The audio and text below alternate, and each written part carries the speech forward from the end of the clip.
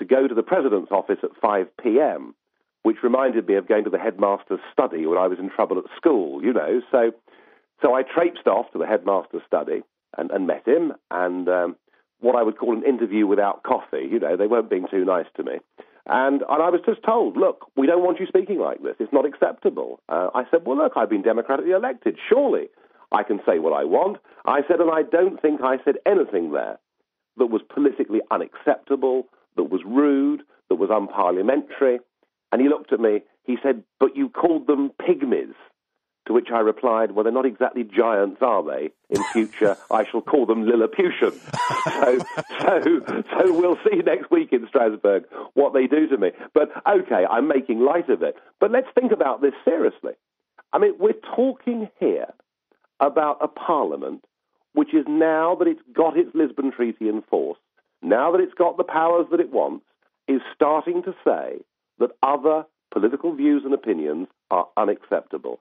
I think history tells us that when regimes write off those that are opposed to them, say that they're mentally ill, which I've been called publicly recently several times by senior European politicians, say that we're behaving, I was once compared by the leader of the socialist group, said I was behaving like Hitler in the Reichstag. I mean, this is what these people are sinking to. They don't believe there should be a democratic alternative, and that is why I now believe that this European Union has become a very, very dangerous thing. It is crushing democracy, it is killing nation states, and I am very, very fearful for my children's future if we can't sort this out democratically. Well, you bring up some outstanding points, and we'll get into the police state and the loss of freedoms, and you talk about worrying about your children's future. I would be worried also because, as Lord Monckton said, we have these communists that are trying to take over the globe literally and create this one world government. Oh, I mean, look, let's talk about communists. I mean, we've got Baroness Cathy Ashton, the foreign minister, who, as you heard in that clip, well, you know, it's pretty obvious that CND was against Western-style capitalism and democracy. 6 of the current commissioners, let me just explain, the European Commission is the government of the European Union. There are 27 of them. They're not voted for by electors. They're appointed. And so it's kind of the bureaucrats, the unelected bureaucrats who are the government of Europe, and 6 of those 27 worked directly for the Soviet Communist Party. And yet when the wall came down, reinvented themselves and carried on with their political careers. So, you know, Marxism, communism, that autocratic, undemocratic style of government runs very deep in this European Union. And whenever I mention it, they do not like it. They howl, you know. I'd like to play the clip, if you don't mind, of the exchange you did have with the gentleman on the seat there who was, I guess, chastising you or correcting you, and get your comments on that. Yeah. With respect, I think you've completely missed the point. Because twice you said the people that were elected last week, they have not been elected. That is the point that I'm making. And in the case of Baroness Ashton, she has never been elected to public office in her entire life. She takes an enormously powerful job, and the peoples of Europe, of Britain, of everywhere else do not have the power to hold her to account and to remove her. And that fundamentally is what is wrong with this whole European Union. It's all about bureaucracy versus democracy. Things have gone horribly wrong. But, Mr. President, can I please come back and ask you the question? You seem to imply that I'd said something that was inappropriate or over the top or wrong. Could you please explain what that was? I want to know. Some way of explanation of the way of selection of the so important people for the European Union, and what you say about the whole issue which is connected with that. It is just, by my opinion, absolutely improper to the whole situation. Well, it is my opinion, colleague. Okay, fine. When you were elected, when you were elected as president, you said you would act as a neutral president to ensure that all sides of the debate were given their chance to have a say. If you're criticising me on the political content of what I say, then you're not doing your job as a neutral chairman. Well, okay. Thank you, colleague Farage. Now, that was the exchange you were talking about earlier, and it's very interesting to me because you point out correctly so that this gentleman is supposed to be an impartial observer, yet he basically comes down on you, signing with the other side that this is too tough a language and that these views will not be tolerated. Essentially, as he calls you into your office, as if it's the headmaster. This intolerance, this inability for you to be able to even speak and say these very real things. I mean, you did use the word political pygmies, but that's very accurate, I think some circles would say. So what about this fact, this lack of tolerance going forward? How disturbing is that to you? I mean, I've been a member of the European Parliament now for 10 years, and up until a couple of years ago, they kind of tolerated me. I was a backbencher.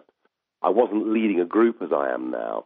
And I think they sort of thought, well, this Farage chap, he's just sort of mildly eccentric, but we can just about put up with him because he doesn't really matter. But when it became clear to them that the genie was out of the bottle, that the peoples, not just of Britain, but of France, of Holland, of most European countries, had realized that what had been done in their name by their politicians was that their national identities had been sold down the river. When they realized that genie was out of the bottle, that was the moment at which they became deeply intolerant of me and effectively would like me shut up and like me silenced because they know that when I speak in that place, you know, it goes out on YouTube and hundreds of thousands of people across the continent see it. And they know that I am now standing up and speaking in most European countries for a majority of the citizens. And it's since they realized that they become intolerant. And look, you know, the argument is, whether I'm right or wrong, the argument is you cannot make a state. You cannot give people a new identity and a new passport and a new flag and a new anthem and a new army if you haven't got their consent.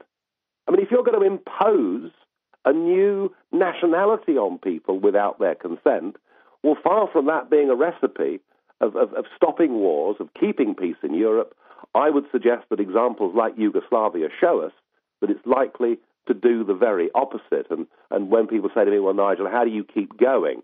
How do you live in an institution where you're despised and sworn at in the lifts and all the rest of it? And, you know, the answer is that what I'm doing to fight for British independence and British democracy is very much less than my grandparents' generation had to do to fight and defend that very same principle.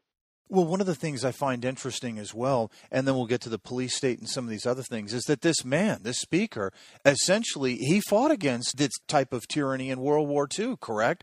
So why the switch all of a sudden? It is extraordinary. I mean, the president of the European Parliament, Mr. Buzek, the one that was criticizing me, I mean, Mr. Buzek comes from Poland. I mean, up until 20 years ago, he was living in a country that didn't have democratic elections. He was living in a country that was under direct Soviet rule. And it beggars belief that he can't see that what he's now doing is exactly the very self-same thing that the Soviet Union did to Poland for 40 years after World War II. I don't understand how they can't see that, other than, of course, to recognize the fact that if you come from Eastern Europe and if you get a job as an MEP or you get a job as a civil servant working in the European Commission or the Parliament, that you're earning about 15 times what you'd be earning back in Poland.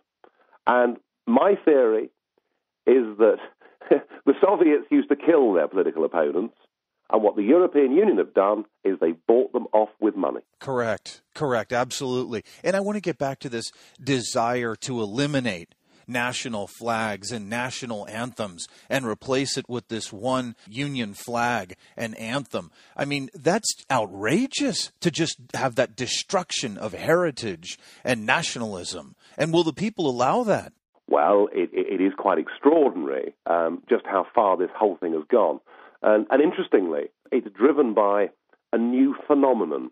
And a lot of this comes from the German politicians. And I'm not being anti-German. I mean, I'm married to a German, you know?